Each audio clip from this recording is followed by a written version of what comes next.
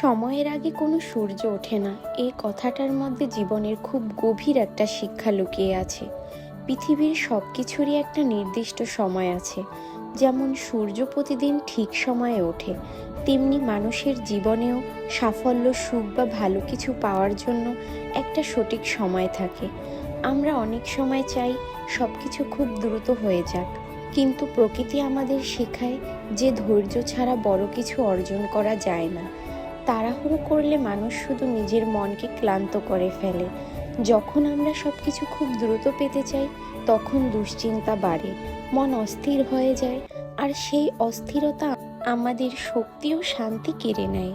কিন্তু ধৈর্য ধরে ধীরে ধীরে এগিয়ে গেলে পথটা সহজ হয়, মনটাও শান্ত থাকে। মনে রাখতে হবে, সাফল্য কখনো তাড়াহুড়ো করে আসে না। সাফল্য আসে পরিশ্রম, ধৈর্য আর সঠিক সময়ের অপেক্ষার মাধ্যমে।